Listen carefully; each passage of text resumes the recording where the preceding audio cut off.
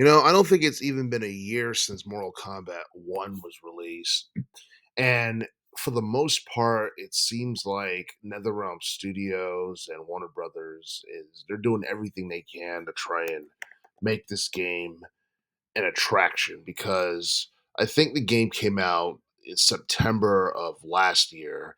Right now it's June, so in about 3 months or whatever, we're gonna be on the game's 1 year anniversary. And so far I don't think it's managed to do any more than like 3 mil or maybe roughly over 3 mil. And that's kind of a problem considering how popular Mortal Kombat 11 was and how much that game sold. Mortal Kombat 11 did around like 15 mil in terms of sales, and of course, it took years for that particular game to reach um, those type of sales. But Mortal Kombat 11 in general was more interesting. The voice acting, the dialogue, the story. The story wasn't the best for Mortal Kombat 11, but it's better than what the hell we got from Mortal Kombat 1. And right now, there have been rumors circulating around the web that data miners have discovered potential like DLC characters that might appear in Mortal Kombat 1 in the future. One of them is Cyrax. Everybody knows him from the MK series. Noob Saibot, Sector. You also have T 1000. You have Ghostface, which I believe that was something that was talked about a month ago or so, and I believe Conan the Barbarian and the Terminator, yeah, they're rumored to be in Mortal Kombat 1 as DLC characters in the future. And my thing is this because Mortal Kombat 1 is not as much of an attraction as a lot of people thought it was? Because I don't remember Mortal Kombat 11 or 10 having this many characters included in their games to try and get more eyes on the game itself. And I do feel that because everybody knows who the Terminator is, everybody knows who Conan the Barbarian is, and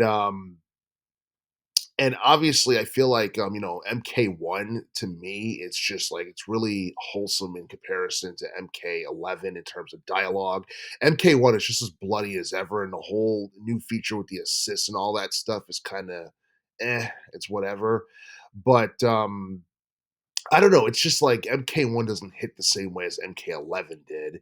And MK11, I don't know, it kind of felt like in some ways like the finale to the entire series. And before MK1 was announced, or after it was announced, we had learned that they were going to be winding back the clock and all that stuff. And here we are in this alternate timeline with MK1 and everything else, and Liu Kang being an elder god. And I mean, it's interesting, but at the same time, it feels weird and it deviates from everything that longtime hardcore fans of the MK series knew about the franchise itself and what they've loved and everything. Honestly, I feel like we've gotten the best between MK9 and MK11. MK1, I think, is just whatever. I mean, people look at it like it's just a money grab, and that Conan the Barbarian and the Terminator are just in this game to make people more interested. But I do feel that having more DLC characters in this game is something that could potentially help and appeal to casuals. But it doesn't change the fact that there are numerous issues with the game itself. Like a lot of people have been complaining about various things in MK1. A lot of people said that the invasions mode in that game particularly sucked.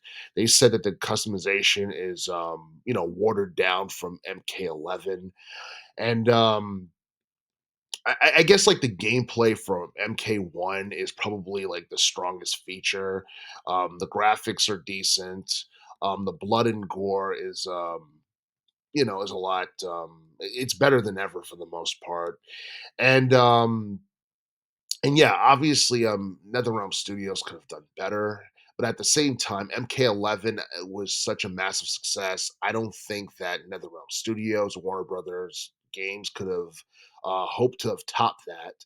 I'm not exactly sure if that was their goal or just to get another game out there before a particular time period, but obviously you want to keep the MK series going. And I do feel that during most of Teed's decade, the MK series was white hot, and it seemed like now it's kind of cooling down a bit. And and I honestly feel like if this game came out this year in 2024, it probably would have been a bigger attraction than it was in 2023 because obviously this game got overshadowed by Capcom's Street Fighter 6 game, and there was a lot of other games that came out back in 2023 that overshadowed MK1 as well. So honestly, it doesn't surprise me that MK1 sold as much as Final Fantasy 16 did when it first came out. And I'm not exactly expecting those numbers to increase dramatically overnight or anything because they haven't. But having characters like Conan the Barbarian, the Terminator, and Mortal Kombat 1 definitely makes things more interesting. It's definitely going to appeal to casuals. And we're going to see whether or not that's going to make a dramatic difference in terms of sales between now and 2025.